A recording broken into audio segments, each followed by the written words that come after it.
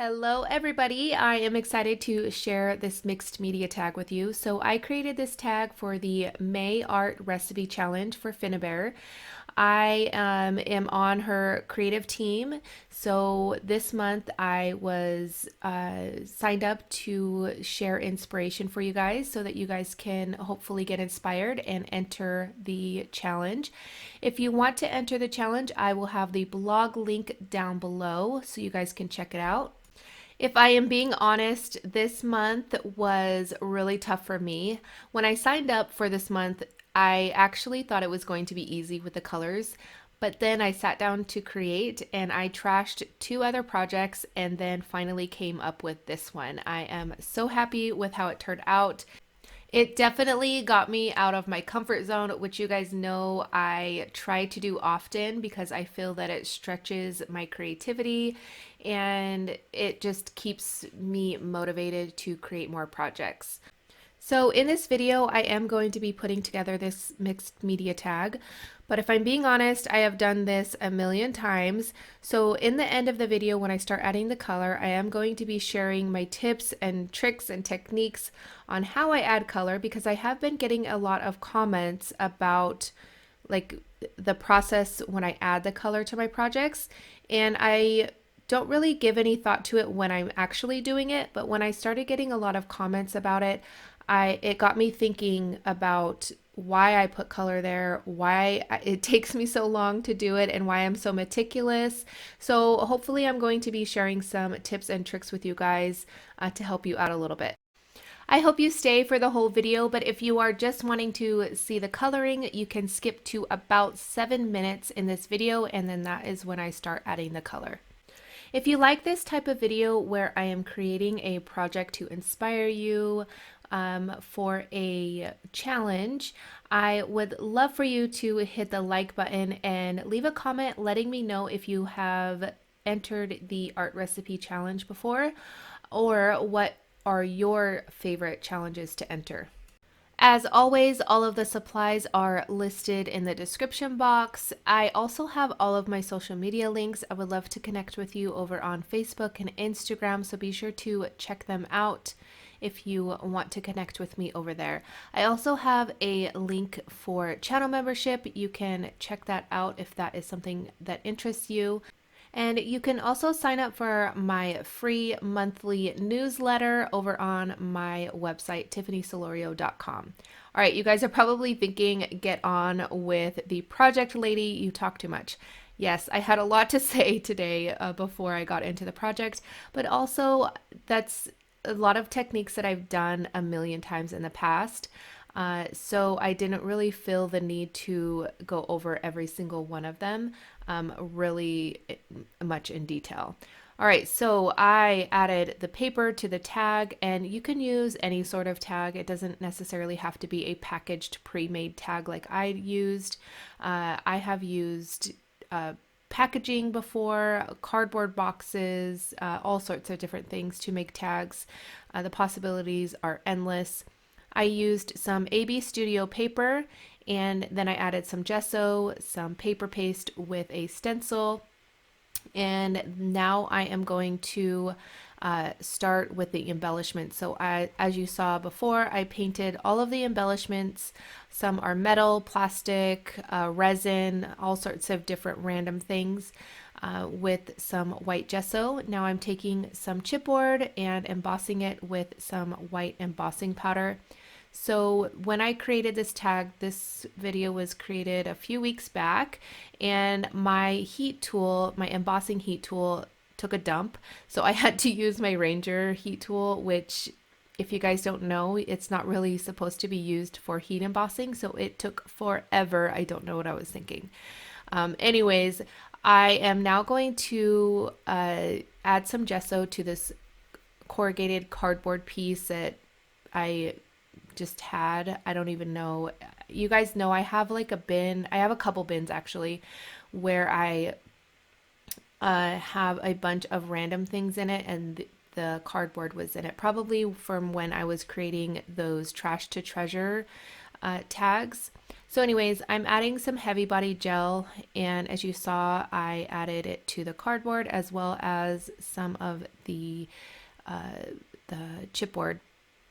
So I'm adding this little dude here. I absolutely love this guy, and I have had the little goggle glasses for years. I don't even remember where I got them, when I got them, but I've had them for so long, and not that I was hoarding them, but I tend to save my favorite pieces for projects, for specific projects. So I wanted to use them for a specific project, not just any project, because you can't get them anymore. So it's not like the gears that I'm using or the chipboard that I'm using where I could just go out and get more if I wanted to. The goggles were from Prima, but like I said, you cannot get them anymore. So I definitely wanted to save them for the right project.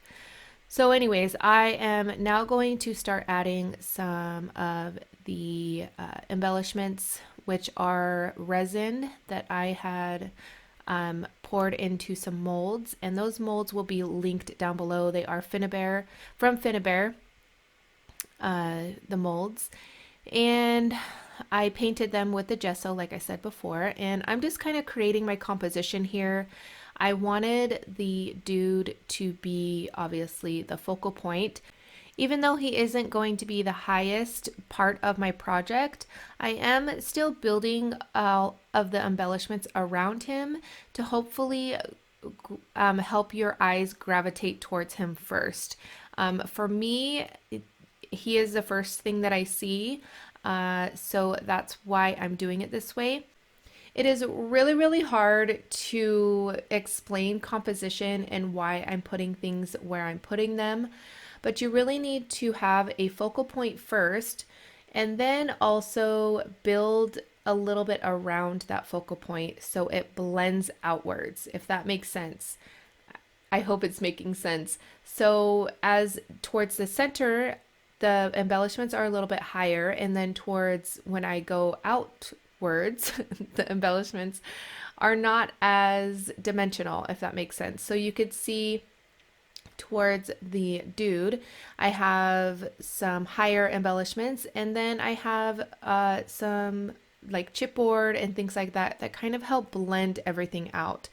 Kind of like when I add the paper paste, how I blend out that paste to make it blend into the paper. It's kind of the same concept, if that is making sense to you. All right, so now we are going to start adding color, which is one of my favorite parts, but it does take quite a while. So I hope that you guys have some coffee or tea, maybe a little snack. So there is many different ways that people like to add color to their projects. So you can spray a ton of spray and then kind of dab it off. You can use a paintbrush like I'm using. You can build up the color as you're building up the embellishments, or paint the embellishments as you go. What I like to do is build my project first, then I like to carefully add color to my project. It does take a little bit of time, but in the end, it is well worth it. So the colors for this project are supposed to be indigo, yellow, and gray. Although my blue isn't necessarily indigo, but it's still a bluish color, and it really is just a prompt or inspiration to get you guys creating. I think it's important to continue to grow your creativity. So if this is something that inspires you, but you're like, I don't normally use those colors, it's probably for you, because you might love them and it might be your new favorite color combination. You never know. So if you are ever stuck in a rut, or you don't know what to create, but you feel super creative, definitely check out some challenges. And every single month, Finnabair has a art recipe challenge that you guys can check out. I believe I am using some of the liquid acrylics, and I added a little bit of black to the blue so that it darkened it up a little bit. And I have it on a mat, as you could see here, and I am using a watercolor brush. This is a brush where you can have water in the well, and then as you want, you can kind of squeeze it a little bit or a lot and add water to your project to spread out the color. I really love using these watercolor brushes for projects when I'm adding color. It just helps move around the color. Although you do see me add the spray bottle with the water as well.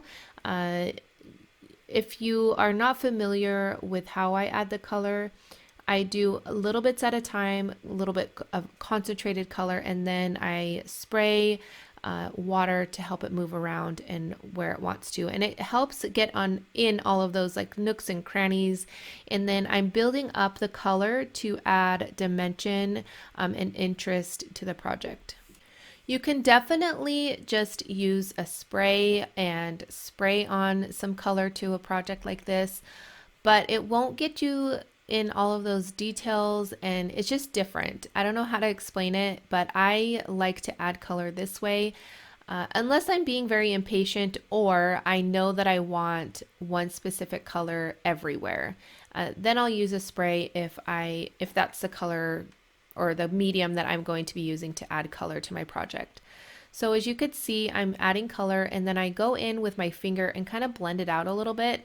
That helps add more interest and yeah, I don't know. I always say that your fingers are your best tools because you can do so many different things with them when you're creating. And I am going to add darker, like a really dark blue as well as some black to little different areas where there is lots of details so that it gets in all of those like nooks and crannies and adds a lot of depth to the project. So I knew that I had to use yellow. That's why some of the areas are still white, although I didn't want to use a lot of yellow because I normally am not a huge fan of yellow. And although, like I said before, when I chose this art recipe, I thought it was going to be simple, but when I started creating, it wasn't as simple as I thought. But I absolutely love how this project turned out. So I'm using the True Yellow liquid acrylic from Finnabair to add the yellow color to my project. And I add it to the little goggles there and then just little areas where I feel that I want some yellow. It's really honestly all up to you, but you really have to keep in mind your composition as well. So for me, I like to add color kind of in little areas here and there. Some people like to do maybe blue on the bottom, yellow on the top of the project, and it's just honestly up to you and what you like. So some people are a little bit better at using 3 or 4 colors and making it look amazing. I am not one of those people.